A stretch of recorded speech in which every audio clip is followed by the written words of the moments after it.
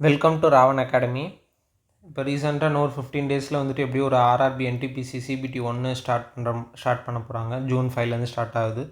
So அதுக்கான ஒரு preparation strategy சும்மா எல்லாருமே ஒரு 15 டேஸ் ஸ்ட்ராட்டஜி அந்த மாதிரி தான் ரெகுலராக எல்லோரும் போட்டுட்ருப்பாங்க. இதில் கொஞ்சம் டிஃப்ரெண்ட்டாக 3 டைப்பாக கேட்டகரைசேஷன் பண்ணியிருக்கேன். ஸோ அந்த மாதிரி கேட்டகரைசேஷனில் நீங்கள் கரெக்டாக எந்த மாதிரி இருக்கீங்க அது மாதிரி வச்சுக்கிட்டு உங்களோட ப்ரிப்ரேஷன் எப்படி பண்ணால் கொஞ்சம் பூஸ்ட்டாக இருக்கும் அப்படிங்கிற மாதிரி ஃபஸ்ட் நல்லா பார்த்துடலாம். ஃபஸ்ட்டு எல்லாம் நல்லா தெரிஞ்சது ப்ரிப்ரேஷன் ஆல்ரெடி நான் ரொம்ப 2 to 3 இயர்ஸ் நான் ப்ரிப்ரேஷன் பண்ணிகிட்ருக்கேன் சார். லாஸ்ட்டு 6 மந்த்ஸாக நான் ரொம்ப நல்லாவே என்டிபிசிக்கெலாம் ப்ரிப்பேர் பண்ணியிருக்கேன் சார். அந்த மாதிரி கேண்டிடேட்ஸ்க்கு பார்த்திங்கன்னா ஆல்ரெடி ஸோ அந்த மாதிரி இருக்கவங்க ஆல்ரெடி ஒரு 100-150 மார்க் டெஸ்ட்டாவது அட்டன் பண்ணியிருப்பாங்க. ஏன்னா 3 இயர்ஸ் 2 இயர்ஸ் கிட்ட ப்ரிப்ரேஷனில் இருந்தாங்கன்னா கண்டிப்பாக இவ்வளோ டெஸ்ட்டு போட்டிருப்பாங்க. ஸோ என்டிபிசி இதுக்குன்னு எல்லா இதுக்கும் ப்ரிப்பேர் பண்ணுறப்ப கண்டிப்பாக அவ்வளோ டெஸ்ட்டு போட்டிருப்பாங்க. அதுமாதிரி ரீசெண்டாக மார்க் டெஸ்ட் நிறையா அட்டன் பண்ணியிருக்கனால ஸோ அவங்களுக்கு அந்த ஆப்டிடியூட் ரீசனிங்லேயுமே நல்ல ஒரு ஃப்ளோ ஒரு கன்சிஸ்டன்சி இருக்கும். ஸோ அந்த மார்க் டெஸ்ட் நிறையா அட்டன் பண்ணியிருக்கனால அந்த கால்குலேஷன் ஸ்பீடு அந்த டக்குன்னு அந்த ஃப்ளோவுமே நல்லாவே வந்துகிட்டே இருக்கும் இந்த மாதிரி அளவுக்கு. அதுக்கப்புறம் கரண்ட் அஃபேர்ஸு ஜென்ரல் அவேர்னஸ்மே அப் டு டேட் வரைக்கும் நல்லா எல்லாமே ரிவைஸ் பண்ணி வச்சுருந்துருப்பாங்க. ஸோ அதேமாதிரி மார்க் டெஸ்ட்லேயுமே அட்டன் பண்ணாங்கன்னா பெர்சன்டேஜ் எப்போவுமே ஒரு அபோவ் 90 அந்த மாதிரி எடுத்துருக்கவங்க மாதிரி இருப்பாங்க. ஸோ இது 2 to 3 இயர்ஸ் ப்ரிப்ரேஷனில் இருந்தோன்னா கண்டிப்பாக வரலாம். ஸோ இப்போ இதோட கம்மியான இயர்ஸ்லேயே நீங்கள் பாருங்கள் இந்த அளவுக்கு நான் வந்திருக்கேன், இந்த அளவுக்கு நான் எல்லாமே பண்ணுறேன் அப்படின்ட்டு இருந்தீங்கன்னா கண்டிப்பாக நீங்கள் எதுவுமே ஃபாலோ பண்ணலாம். ஒரு 6 months 1 இயர்லேயே நான் இவ்வளோ தூரம் வந்துட்டேன் சார், நிறையா டெஸ்ட் அட்டன் பண்ணிட்டேன், நிறையா படிச்சிருக்கேன், நான் டெஸ்ட் அட்டன் பண்ணாலும் மார்க் டெஸ்ட் அபோவ் 90% மேலே இருக்குன்னா கண்டிப்பாக இந்த மாதிரி ஸ்ட்ராட்டஜியை கண்டிப்பாக உங்களுக்கு ஃபாலோ பண்ணுங்கள். ஸோ இந்த மாதிரி இருந்தீங்கன்னா நீங்கள் டாப் ஸ்கோருக்கே எய்ம் பண்ணலாம் கண்டிப்பாக. அதுமாதிரி நீங்கள் டாப் ஸ்கோருக்கு எய்ம் பண்ணுறப்போ என்ன பண்ணுங்கன்னா இப்போ அந்த ஒரு 15 டேஸில் ஃபுல்லாக மார்க் டெஸ்ட் ரிவ்யூ பாருங்கள். ஆல்ரெடி உங்களோட ஸ்கோர்லாம் ரொம்ப நல்லாவே இருக்குது, டயர் 1 கிளியர் பண்ணுற அளவுக்கு ஓகேவாக தான் இருக்குது. பட் ஆனால் இருந்தாலுமே உங்களோட வீக் ஏரியாஸ் என்னென்னு பாருங்கள். மார்க் டெஸ்ட் ரிவ்யூ பார்க்குறப்ப வீக் ஏரியாஸ் என்னென்ன இருக்குன்னோ அதை பார்த்து அதை மட்டும் நல்லா கான்சன்ட்ரேட் பண்ணி அதை நல்லா ரிவிஷன் பண்ணிட்டே இருங்க. ஸோ தட் உங்களுக்கு ஆல்ரெடி ஒரு மார்க் எடுத்துகிட்டே இருக்கிறதுலேருந்து இன்னொரு 10 மார்க் இல்லைனா ஒரு 15 மார்க் கிட்ட இன்க்ரீஸ் ஆகலாம். ஒரு 75 எடுத்துகிட்ருக்கீங்கன்னா ஒரு 85-90 கிட்ட கூட நீங்கள் கண்டிப்பாக ஸ்கோர் பண்ணிடலாம். அதுமாதிரி ரீசெண்டாக railway exams aptitude reasoning general awareness என்னென்ன கேட்டிருக்காங்களோ அந்த ஒரு 15 நாள் இதெல்லாம் அப்படியே கொஞ்சம் கண்டினியூஸாக நல்லா பார்க்க ஆரம்பிங்க. அதே மாதிரி டைமும் ஆல்ரெடி நீங்கள் நிறையா டைம் ஸ்பெண்ட் பண்ணியாச்சு. 2 இயர்ஸ் 3 இயர்ஸ் ஸ்பெண்ட் பண்ணுறப்ப நிறையா டைமும் ஸ்பெண்ட் பண்ணியாச்சு. அதுமாதிரி லாஸ்ட்டு 6 months உங்களுக்கு நீங்கள் இருக்கனால இப்போ அந்த ஃப்ளோவுமே இருக்கும். ஸோ எல்லாமே உங்களுக்கு ஒரு பாசிட்டிவாக தான் இருக்கும். ஸோ எக்ஸாம்ஸ் மட்டும் நீங்கள் போயிட்டு நல்லா அட்டன் பண்ணாலே போதும். அதுமாதிரி கண்டினியூஸாக சிபிடி 2க்கு அப்படியே கண்டினியூஸாக ஸ்டார்ட் பண்ண ஆரம்பிச்சுங்க. அடுத்தடுத்து அப்கமிங் எக்ஸாம்ஸும் அட்டன் பண்ணுங்கள். கண்டிப்பாக சிபிடி 2வும் கிளியர் பண்ணுற அளவுக்கு இப்போவே அப்படியே ஃபோக்கஸ்டாக சிபிடி 2 கிளியர் பண்ணிடணும், அப்படியே ஜாயின் பண்ணிடணும், அந்த மாதிரி ஒரு ப்ரிப்ரேஷனில் இருங்க. இது நார்மலாக 2 to 3 இயர்ஸ் ப்ரிப்ரேஷனில் இருக்கிறேன், ஆல்ரெடி லாஸ்ட்டு 6 months நான் ரொம்ப ஹெவியாக ப்ராக்டிஸ் பண்ணியிருக்கேன் அப்படின்றவங்க கண்டிப்பாக இந்த மாதிரி ஃபாலோ பண்ணுங்கள். அதுமாதிரி இல்லை சார் நான் 6 months 1 இயர்லேயே நீங்கள் சொல்கிற இது எல்லாமே நான் அச்சீவ் பண்ணிட்டேன் சார், இதோட நான் நல்லாவே ஸ்கோர் எடுக்கிறேன்னாலும் நீங்கள் கண்டிப்பாக இதை ஃபாலோ பண்ணிக்கலாம். அதுமாதிரி இன்னொரு டைப் ஆஃப் கேட்டகரியில் இருப்பாங்க. ஆல்ரெடி 2-3 வருஷம் படிச்சிருப்பாங்க, ஆனால் ஒரு 6 மாதம் ஃபுல்லாக டச்சே இல்லாமல் இருந்திருப்பாங்க, எந்த ஒரு ப்ரிப்ரேஷனுமே இல்லாமல் இருந்திருப்பாங்க. ஸோ இந்த மாதிரி நானுமே ஒரு சில டைம்ஸ் இந்த மாதிரி தான் இருப்பேன். ஸோ கடைசி கொஞ்சம் ஃபுல்லாக ஒரு 5-6 months எடுக்காமலே இருந்திருப்போம். பட் ஆனால் நம்மளும் ஆனால் கொஞ்சம் நல்லா பண்ணணும் அப்படிங்கிற மாதிரி வரணும். ஏன்னா ஏதாவது ஒரு பர்சனல் இஷ்யூஸ் இருக்கும். ஸோ நம்ம இப்போ எல்லாருமே படிக்கணும்னு நினச்சி தான் பண்ணியிருப்போம், ஏதோ ஒரு பர்சனல் இஷ்யூஸ்னால பண்ணாமல் போயிருப்போம். இல்லைனா ஏதாவது ஒரு ஜாப் எம்டிஎஸ் ஏதாவது ஒரு ஜாப் நம்ம ஜாயின் பண்ணியிருப்போம். ப்ரைவேட் ஜாபில் ஒரு 2 இயர்ஸ் 3 இயர்ஸ் படிச்சுட்டு ரொம்ப டைம் எடுத்துக்குன்னு சொல்லிட்டு ஒரு ப்ரைவேட் ஜாப்பு இல்லைனா ஏதாவது லெவல் 1 ஏதாவது ஒரு ஜாபில் கூட ஜாயின் பண்ணிட்டு ஒரு டைம் ரொம்ப கிடைக்காத மாதிரி இருந்திருக்கும்.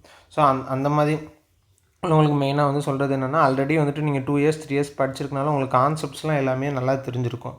ஆனால் என்ன ஆகுன்னா உங்களுக்கு அந்த ஒரு ஃப்ளோ இருக்காது, கால்குலேஷன் ரொம்ப ஸ்லோவாக இருக்கிற மாதிரி இருக்கும், ஃபார்முலாஸ்லாம் கொஞ்சம் எல்லாம் மைண்டில் ரிஜிஸ்டராக மறந்த மாதிரி இருக்கும். ஸோ அந்த மாதிரி இருக்கிறதுக்கு என்ன பண்ணுங்கன்னா, டக்குன்னு ஒரு 7 days இல்லை 7 to 10 days நல்லா எவ்வளோ தூரம் மார்க் டெஸ்ட் அட்டன் பண்ணுமோ டக்குன்னு நிறைய மார்க் டெஸ்ட் அவ்வளோ தூரம் அட்டன் பண்ணிடுங்க. ஸோ மார்க் டெஸ்ட் அவ்வளோ தூரம் அட்டன் பண்ணிட்டு ஜிஎஸ் டாபிக் எல்லாமே இன்னும் ஏன்னா இப்போ இதுக்கு முன்னாடி உள்ள டைப் ஆஃப் ஆளுங்க ஆல்ரெடி படிச்சுட்டே தான் இருந்திருப்பாங்க. ஸோ ஸோ நம்ம வந்துட்டு ஒரு 6 மந்த்ஸாக ஒன்றுமே தொட்டிருக்கவே மாட்டோம்.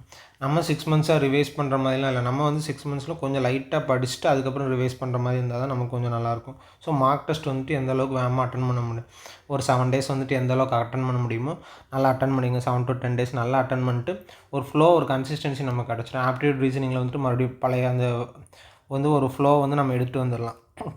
அதுமாரி ஜிஎஸ்ஸையுமே வந்துட்டு பேரலலாக வந்துட்டு அந்த டெஸ்ட்டு போட்டிருக்க டைமில் மீதி எவ்வளோ டைம் இருக்கோ பேரலலாக அப்படியே ஜிஎஸ்ஸும் படிக்க ஆரம்பிச்சிருங்க. ஸோ அந்த மாதிரி படிச்சிங்கன்னா ஓரளவுக்கு நம்ம அடுத்ததில் கொஞ்சம் நல்லா பண்ணலாம். அதுமாரி நமக்கு வந்துட்டு மார்க் டெஸ்ட்டு, ஜிஎஸ் ரிவிஷன்லாம் கொடுக்குறனால ஒரு டெம்ப்ரரியாக அந்த எக்ஸாம் போகிறதுக்கு நமக்கு ஒரு ஃப்ளோ, ஒரு கன்சிஸ்டன்சி கண்டிப்பாக கிடைக்கும். ஸோ எக்ஸாம் CBT 2 வந்து நல்லா பண்ணுற அளவுக்கு ஒரு ஷார்ட் ஸ்பேன் ஆஃப் டைமில் எப்படி பெஸ்ட்டாக பண்ணலாம் அப்படிங்கிற மாதிரி நம்ம மைண்டு திங்க் பண்ணி அது மாதிரி கொண்டு போயிருங்க. அதுக்கப்புறம் லாஸ்ட்டு ஒரு 5 டேஸ் வந்துட்டு June 1க்கு அப்புறம் கூட ஒரு 5 டேஸ் வந்துட்டு ஃபுல்லாக இப்போ மார்க் டெஸ்ட் போட்டதெல்லாம் ஒரு ரிவ்யூ மாதிரி பார்த்து அதுமாரி ஜிஎஸ்சி எல்லாத்தையுமே வந்துட்டு அதுக்கடுத்து ஒரு ரிவிஷன் மாதிரி கொடுக்குற மாதிரி பண்ணிடுங்க. அதுமாரி அடுத்து CBT 1 முடிஞ்சதுக்கப்புறம் CBT 2க்குலாம் வந்துட்டு கேப் எதுவுமே விடாதீங்க. ஸோ ஆல்ரெடி CBT 1க்கு தான் ஆல்ரெடி விட்டுட்டீங்க, CBT 2க்கு விடாதீங்க. காம்படிஷன் அதுக்கப்புறம் ஹெவியாக இருக்க மாதிரி ஆயிரும். ஸோ அதுக்குமே இந்த மாதிரி நான் ஆல்ரெடி படிச்சிருந்தேன்னு சொல்லிட்டு அப்படி இதெல்லாம் இது பண்ண முடியாது. ஸோ CBT 1 கூட நீங்கள் ஆல்ரெடி 2 இயர்ஸ் ப்ரிப்ரேஷனில் இருந்தனால ஒரு லாஸ்ட்டு கொஞ்சம் நாளில் ஏதாவது பண்ணிட்டு கூட கொஞ்சம் பெஸ்ட்டாக பண்ணலாம். ஆனால் CBT 2க்கு வந்துட்டு கொஞ்சம் சீரியஸாக இருந்தால் கண்டிப்பாக கிளியர் பண்ண முடியும். அது ஆல்ரெடி உங்களுக்கே எக்ஸ்பீரியன்ஸ் இருக்கும். இவ்வளோ இயர்ஸில் இருந்ததுனால ப்ரிப்ரேஷன் இருந்ததுனால எக்ஸாம்ஸ் வந்து எப்படி இருந்துக்குன்னு உங்களுக்கு ஒரு இது தெரியும். அதுமாதிரி இப்போ தான் நம்ம ப்ரிப்ரேஷன் ஸ்டார்ட் பண்ணியிருக்கோம் சார். ஒரு 6 மந்த்ஸ் தான் ஆகுது, இல்லை ஒரு 1 இயர் தான் ஆகுது. அந்த மாதிரி இப்போ ப்ரிப்ரேஷன் ஸ்டார்ட் பண்ணிக்கிங்கன்னா உங்களுக்கு CBT 1 கிளியர் பண்ணுறதுக்கு போதுமான டைம் தான் 6 மந்த்ஸ் 1 இயர்லாம். ஸோ CBT 1 கிளியர் பண்ணுறதுக்கு படிச்சிருக்கிறது டைம் வந்து போதுமானது. ஆனால் மெயினாக வந்துட்டு எந்த விஷயத்தில் ரொம்ப லேக் ஆகிற மாதிரி நீங்கள் இருப்பீங்கன்னா, ஏன்னா இந்த லாஸ்ட்டு 6 மந்த்ஸாக தான் நிறையா கான்செப்ட் படிச்சிருப்பீங்க.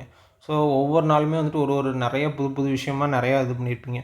ஆனால் மேஜராக வந்துட்டு எல்லோரும் என்ன பண்ணுவாங்கன்னா, அதை வந்துட்டு ஒரு ஃபெமிலியராக நமக்கு தெரிஞ்ச கான்செப்டாக மாற்ற மாட்டாங்க. ஸோ இப்போ இன்றைக்கி ஏதாவது ஒரு கான்செப்ட் நீங்கள் புதுசாக ஒன்று லேர்ன் பண்ணியிருக்கீங்கன்னா, அது என்ன பண்ணுவீங்கன்னா அடுத்து ஒரு மார்க் டெஸ்ட்டு ஏதோ ஒன்று வர்றப்போ அதை கண்டிப்பாக நம்ம மறந்துடுவோம்.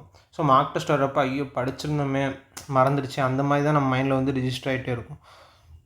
அதே இதை வந்து நம்ம நிறைய டைம் கொண்டு வரணும். ஸோ இப்போ இது வந்து நீங்கள் நிறைய மார்க் டெஸ்ட் அட்டன் பண்ண அந்த இது திரும்ப வரும். நீங்கள் வந்துட்டு ஒரு 2 டைம்ஸ் 3 டைம்ஸ் ரிவைஸ் பண்ணியிருப்பீங்க. ஸோ அதே இது 2 இயர்ஸ் மேலே ப்ரிப்ரேஷனில் இருக்கவங்களாம் அது வந்து ஒரு 5 டைம்ஸ் 6 டைம்ஸ் பண்ணியிருப்பாங்க. ஸோ வந்துட்டு ஆப்வியஸாக வந்துட்டு யாருக்கு அந்த கான்செப்ட்லாம் நல்லா ஞாபகம் இருக்கும், அவங்களுக்கு அதிகமாக ஞாபகம் இருக்கும். ஸோ அதுதான் ஒரு மேஜர் இஷ்யூ. அதுக்கு தான் நீங்கள் என்ன பண்ணால் அதுமாரி நிறையா வந்து ஒரு கான்செப்ட் வந்து படிச்சிருப்பீங்க, ஒரு ப்ராப்பர் ரிவிஷன் இல்லாமல் நிறைய பேர் படிச்சிருப்பீங்க. ஸோ அந்த மாதிரிலாம் கண்டிப்பாக பண்ணாதீங்க. எப்போவுமே வந்துட்டு அந்த நமக்கு தெரிஞ்ச அந்த புது கான்செப்ட் வந்து ஃபெமிலியர் கான்செப்டாக மாற்றிடுங்க. உங்களுக்கு நல்லா பழக்கமானதாக ஈஸியாக நான் அதை போட்டுருவேன் அப்படிங்கிற அளவுக்கு நீங்கள் வந்து அதை கொண்டு வந்துடுங்க. அந்த மாதிரி கொண்டு வந்துட்டால் தான் நீங்கள் வந்துட்டு அவங்களுக்கு காம்படிட் பண்ண முடியும். இல்லைனா அங்கே போய்ட்டு இந்த புதுசாக படித்தது மறந்து போச்சு இந்த இது அந்த மாதிரி வந்து இஷ்யூஸே இருக்கக்கூடாது. ஸோ இதுதான் ஒரு 1 வீக் படிக்கிறீங்களா, ஒரு 1 டேயில் ரிவைஸ் பண்ணி அந்த மாதிரி படிச்சுட்டே இருக்க மாதிரி பாருங்கள். அதேமாதிரி இப்போ உங்களுக்கு ஆல்ரெடி நீங்கள் இது வரைக்கும் போட்டிருக்கிறதுல எது மறந்துருக்கு அப்படிங்கிற மாதிரி ஞாபகம் வச்சுட்டு அந்த கான்செப்ட் மட்டும் எடுத்து திரும்ப அதை வந்து ஈஸியான கான்செப்ட் மாதிரி உங்கள் மைண்டுக்கு வந்து அதை கொண்டு வந்துட்டிங்கன்னா உங்களுக்கு எக்ஸாம் அட்டன் பண்ணுறப்ப நல்லா இதாக இருக்கும். அதுமாதிரி வந்துட்டு ஃபஸ்ட் அட்டெம்ப்ட்லேயே வந்துட்டு இப்போ நம்ம கிளியர் பண்ணணும் அப்படிங்கிற மாதிரி நீங்கள் ஒரு மைண்ட் தாட்டில் இருந்தீங்கன்னா கண்டிப்பாக வந்து கிளியர் பண்ணி தான் ஆகணும். ஏன்னா நம்மளும் வந்துட்டு ப்ரிப்ரேஷனில் இருக்கோம், நமக்கு ஒரு இஷ்யூஸ் இருக்கும். ஸோ நம்மளும் ஃபஸ்ட் அட்டெம்ப்ட்டில் கிளியர் பண்ணணும் அப்படிங்கிற மாதிரி இருக்கணும். ஸோ ஃபஸ்ட் அட்டெம்ப்ட்டில் கிளியர் பண்ணணும். மேக்ஸிமம் வந்து ஃபஸ்ட் அட்டெம்ப்ட்டில் கிளியர் பண்ணுறவங்களுக்கு எல்லாமே வந்து அக்யூரசி வந்து ஹையாக கண்டிப்பாக மெயின்டைன் பண்ணுவாங்க. ஸோ மோஸ்ட்லி நான் வாட்ச் பண்ண வரைக்கும் இப்போ தான் வந்திருக்காங்க, ஜாயின் பண்ணியிருக்காங்க, ஒரு 6 மந்த்ஸ் 1 இயர் தான் ஆகுது, டக்குன்னு கிளியர் பண்ணுறாங்க, ஒரு எக்ஸாம்ஸ் கிளியர் பண்ணிட்டு போகிறாங்கன்னா மேக்ஸிமம் வந்துட்டு அவங்களுக்கு வந்து அக்யூரசி வந்து ரொம்ப அதிகமாக இருக்கும். ஸோ இப்போ நார்மலாக வந்துட்டு இப்போ 100 கொஷின் இருக்குன்னா அவங்க 80 தான் அட்டன் பண்ணுறாங்கன்னா 80 எடுத்துருவாங்க. ஸோ நம்ம வந்துட்டு 90 95 அட்டன் பண்ணி ஒரு 10 இல்லை ஒரு 12 கொஷின் தப்பாக இருந்தால் அதெல்லாம் அந்த நெகட்டிவ் மார்க்லாம் போயிட்டு வந்து எடுக்கிறது அவங்க கரெக்டாக அந்த 80 போட்டு அந்த 80 எடுத்துருவாங்க. ஃபஸ்ட் அட்டெம்ப்ட் கிளியர் பண்ணுறவங்க மேக்ஸிமம் அந்த மாதிரி அந்த அக்யூரசி கண்டிப்பாக மெயின்டைன் பண்ணுவாங்க. அதுமாதிரி வீக்லி வந்துட்டு நிறைய ரிவைஸ் பண்ணுவாங்க. ஸோ அந்த மாதிரி பண்ணிங்கன்னா கண்டிப்பாக உங்களுக்கு ஃபஸ்ட் அட்டெம்ப்ட்டில் கிளியர் பண்ணது கண்டிப்பாக யூஸ்ஃபுல்லாக இருக்கும். அதுமாதிரி இப்போ நீங்கள் உங்களோட ஸ்டடி டைமு அதுமாதிரி ரிவிஷன் பண்ணுற டைம் எல்லாத்தையுமே வந்துட்டு நிறைய இன்க்ரீஸ் பண்ணிடுங்க. ஸோ இன்க்ரீஸ் பண்ணிட்டே இருந்தால் தான் முடியும். அதுமாதிரி இப்போ உங்களுக்கு CBT 1 கிளியர் பண்ணிடுவேன் அப்படிங்கிற மாதிரி ஒரு கான்ஃபிடென்ட் இருந்துச்சு, எக்ஸாம்ஸ்லாம் முடிச்சு நான் கிளியர் பண்ணிடுவேன் அப்படிங்கிற மாதிரி இருந்துச்சுன்னா கண்டிப்பாக வந்து CBT 2க்கு அப்படியே ஸ்டார்ட் பண்ண ஆரம்பிச்சுங்க. ஏன்னா CBT 2வில் தான் வந்துட்டு என்னென்னா உங்களுக்கு காம்படிஷனே தெரியும். CBT 1 கிளியர் பண்ணவங்க ஒரு ரேஷியோவில் இருந்தாங்கன்னா அந்த ரேஷியோலேருந்து மறுபடியும் ஃபில்டர் பண்ணி அடுத்த ரேஷியோ போவாங்க. ஸோ CBT 2 கிளியர் பண்ணுறதுக்கு உங்களுக்கு நிறையாவே டைம் இருக்கும். ஸோ அப்படியே வந்து CBT 2க்கு அப்படியே ஸ்டார்ட் பண்ண ஆரம்பிச்சிடுங்க. இப்போ லெவல் 5, 6 முடிக்கிறீங்களா, அடுத்து அப்படியே கேப்பில் லெவல் 2, 3 வரும். அப்படியே குரூப் டி வரும்.